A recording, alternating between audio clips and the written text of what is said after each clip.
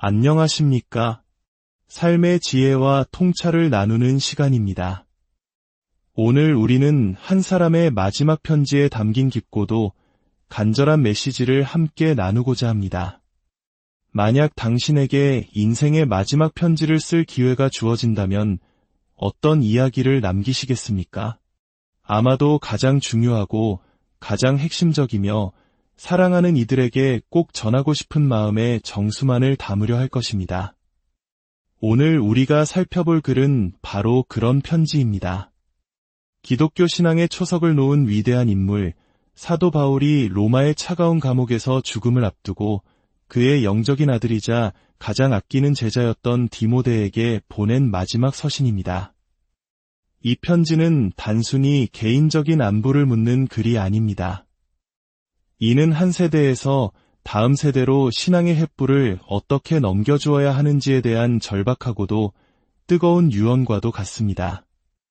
이 귀한 말씀을 듣기 전 잠시 시간을 내어 이 채널을 구독하고 좋아요를 눌러주신다면 이 은혜로운 이야기가 더 많은 분들에게 전해지는 귀한 통로가 될 것입니다. 여러분의 작은 손길이 누군가에게는 큰 위로와 희망의 빛이 될 수 있습니다. 이 영상을 보시는 모든 분들의 삶에 하나님의 크신 축복이 함께하기를 기도합니다. 이제 디모데후서 2장 1절부터 13절까지의 말씀을 함께 들어보겠습니다. 내 아들아, 그러므로 너는 그리스도 예수 안에 있는 은혜 가운데서 강하고 또 내가 많은 증인 앞에서 내게 들은 바를 충성된 사람들에게 부탁하라. 그들이 또 다른 사람들을 가르칠 수 있으리라. 너는 그리스도 예수의 좋은 병사로 나와 함께 고난을 받으라. 병사로 복무하는 자는 자기 생활에 얽매이는 자가 하나도 없나니 이는 병사로 모집한 자를 기쁘게 하려 함이라. 경기하는 자가 법대로 경기하지 아니하면 승리자의 관을 얻지 못할 것이며 수고하는 농부가 곡식을 먼저 받는 것이 마땅하니라. 내가 말하는 것을 생각해보라. 주께서 범사에 내게 총명을 주시리라. 내가 전한 복음대로 다윗의 씨로 죽은 자 가운데서 다시 살아나신 예수 그리스도를 기억하라. 복음으로 말미암아 내가 죄인과 같이 매이는 데까지 고난을 받았으나 하나님의 말씀은 매이지 아니하니라. 그러므로 내가 택함 받은 자들을 위하여 모든 것을 참음은 그들도 그리스도 예수 안에 있는 구원을 영원한 영광과 함께 받게 하려 함이라. 미쁘다 이 말이여, 우리가 주와 함께 죽었으면 또한 함께 살 것이요 참으면 또한 함께 왕 노릇할 것이요 우리가 주를 부인하면 주도 우리를 부인하실 것이라. 우리는 미쁨이 없을지라도 주는 항상 미쁘시니 자기를 부인하실 수 없으시리라. 아멘. 참으로 묵직한 말씀입니다. 바울은 자신의 삶이 얼마 남지 않았음을 직감하고 있었습니다. 그래서 그는 디모데에게 신앙의 본질, 그 핵심을 압축하여 전달합니다. 이 짧은 구절들 속에서 바울은 그리스도인으로 살아가는 것이 어떤 것인지를 세 가지 생생한 비유로 설명합니다. 바로 군인, 운동선수, 그리고 농부입니다. 첫째, 군인은 오직 자신을 부른 사령관을 기쁘게 하는 데에만 집중합니다. 세상의 잡다한 일에 얽매이지 않고 고난을 감수하며 명령에 순종합니다. 둘째, 운동선수는 규칙을 따라 정정당당하게 경주해야만 영광의 월계관을 쓸 수 있습니다. 자기 마음대로가 아닌 정해진 길을 따라 훈련하고 인내해야 합니다. 셋째, 농부는 뜨거운 땀을 흘리며 수고해야만 풍성한 수확의 기쁨을 가장 먼저 누릴 자격이 있습니다. 이 세 가지 비유가 공통적으로 말하는 것은 무엇일까요? 바로 신앙의 여정이 결코 쉽고 편안한 길이 아니라는 사실입니다. 그것은 인내와 훈련, 그리고 헌신을 요구하는 고된 길입니다. 어쩌면 오늘날 많은 사람들이 기대하는 성공과 번영, 자기만족과는 거리가 멀어 보일 수도 있습니다. 하지만 바울은 이것이 바로 복음의 본질이라고 단호하게 말합니다. 그리고 바울은 이 험난한 길을 걸어갈 디모데에게 그리고 오늘 우리에게 세 가지 중요한 행동 지침을 제시합니다. 바로 생각하고, 기억하고, 배우라는 것입니다. 첫째, 내가 말하는 것을 깊이 생각하라입니다. 바울은 그저 맹목적으로 믿으라고 말하지 않습니다. 깊이 생각하고 숙고하라고 권면합니다. 기독교 신앙은 지성을 외면하는 것이 아닙니다. 오히려 우리의 이성과 생각을 적극적으로 사용하도록 초대합니다. 하나님의 말씀은 나비처럼 이 꽃 저 꽃 가볍게 옮겨다니며 겉핥기식으로 읽어서는 그 깊은 의미를 깨달을 수 없습니다. 마치 꿀벌이 꽃 깊숙이 파고들어 꿀을 얻어내듯 우리는 말씀 속에 머물며 끈질기게 파고들어야 합니다. 때로는 이해하기 어려운 구절 앞에서 막막함을 느낄 때도 있을 것입니다. 그럴 때 포기하지 말고 이 말씀이 오늘 나에게 무엇을 의미하는가를 진지하게 고민하고 기도해야 합니다. 바울은 약속합니다. 주께서 범사에 내게 총명을 주시리라. 우리가 생각하는 역할을 다할 때 성령님께서 조명하여 깨닫게 하시는 은혜를 주신다는 것입니다. 우리의 이성과 하나님의 영감이 만날 때 말씀은 비로소 살아있는 능력이 됩니다. 많은 한국인들이 교육의 중요성을 깊이 인식하고 있듯이 우리의 신앙 또한 배움과 생각의 과정을 통해 더욱 깊어지고 단단해질 수 있습니다.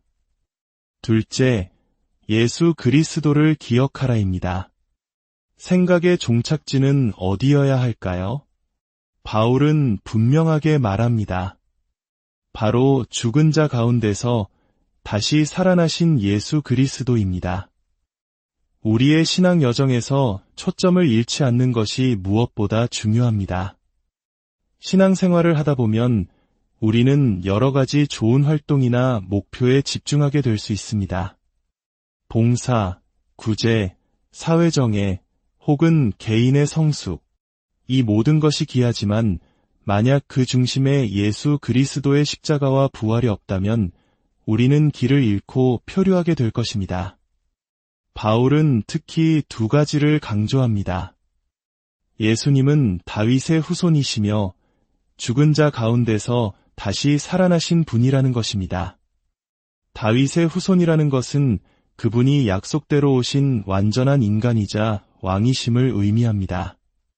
다시 살아나셨다는 것은 그분이 죽음을 이기신 완전한 하나님이심을 증명합니다. 이 두 가지 사실, 즉 그분의 완전한 인성과 완전한 신성은 우리 구원의 핵심입니다. 차가운 감옥에서 죽음을 기다리는 바울에게 예수님의 부활은 단순한 신학적 교리가 아니었습니다. 그것은 곧 자신의 미래였고 모든 고난을 이겨낼 힘의 원천이었습니다.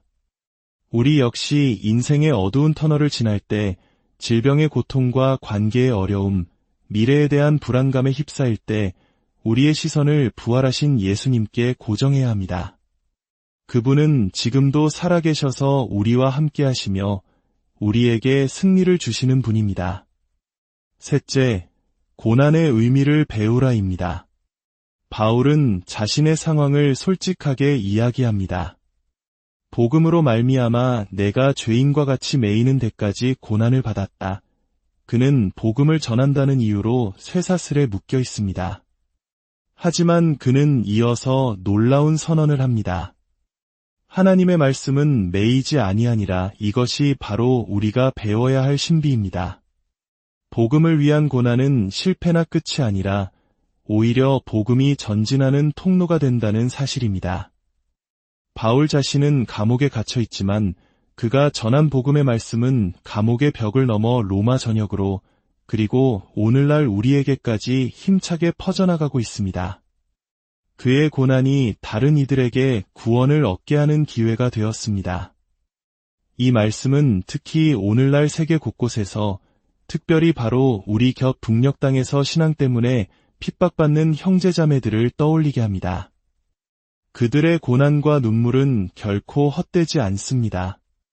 그들의 인내를 통해 하나님의 구원 역사는 지금도 이루어지고 있습니다. 우리에게 주어진 삶의 어려움과 고난 또한 마찬가지입니다. 우리가 그 안에서 믿음을 지키고 예수님을 붙들 때 그 고난은 오히려 하나님의 영광을 드러내는 도구가 될 수 있습니다. 사랑하는 여러분, 사도 바울의 마지막 편지는 2000년 전 디모데에게만 주어진 것이 아닙니다. 오늘을 살아가는 바로 우리 각자에게 주시는 하나님의 음성입니다. 깊이 생각하십시오. 여러분의 신앙이 그저 습관적인 종교 활동에 머물러 있지는 않습니까? 하나님의 말씀을 깊이 묵상하며 삶의 지혜를 구하고 있습니까? 초점을 맞추십시오. 여러분의 삶의 중심에 부활하신 예수 그리스도가 계십니까? 세상의 헛된 것들에 마음을 빼앗기지 않고 영원한 가치를 붙들고 있습니까? 그리고 배우십시오. 인생의 고난 앞에서 좌절하고 원망하기보다 그 고난을 통해 일하시는 하나님의 손길을 신뢰하며 인내하고 있습니까? 우리는 언젠가 이 땅에서의 삶을 마치고 다음 세대에게 무언가를 남겨주고 떠나게 될 것입니다. 우리가 자녀들과 손주들에게 남겨줄 수 있는 가장 위대한 유산은 무엇일까요? 그것은 바로 이 변치 않는 복음의 이야기입니다. 우리가 어떻게 고난 속에서도 믿음을 지켰는지, 어떻게 예수 그리스도를 바라보며 승리했는지에 대한 살아있는 증거입니다. 옛날에 내가 들으니 귀한 복음 있었다네. 하늘 영광 버리시고 구주 세상 오셨네. 갈보리산 오르셔서 나를 위해 죽으셨네. 나의 모든 죄를 지고 귀한 피를 흘렸네. 우리의 삶이 바로 이 찬송과 같은 이야기가 되어 다음 세대에게 흘러가기를 소망합니다. 기도하겠습니다. 사랑의 하나님 아버지, 오늘 사도 바울의 마지막 편지를 통해 우리에게 주시는 귀한 음성을 듣게 하시니 감사합니다. 우리에게 생각할 수 있는 지혜를 주셔서 말씀을 깊이 묵상하며 주님의 뜻을 깨닫게 하옵소서. 우리의 눈을 열어 세상이 아닌 부활하신 예수 그리스도께 우리의 초점을 맞추게 하옵소서. 또한 우리에게 닥친 고난 앞에서 무너지지 않고 이 모든 것을 통해 역사하시는 주님을 신뢰하며 인내하는 법을 배우게 하옵소서. 우리의 삶이 다음 세대에게 믿음의 유산을 남기는 복된 삶이 되게 하여 주시옵소서. 이 모든 말씀, 우리를 구원하신 예수 그리스도의 이름으로 기도드립니다. 아멘. 오늘도 함께 해주셔서 감사합니다. 여러분의 한 주간의 삶이 주님의 은혜와 평강으로 가득하기를 축복합니다.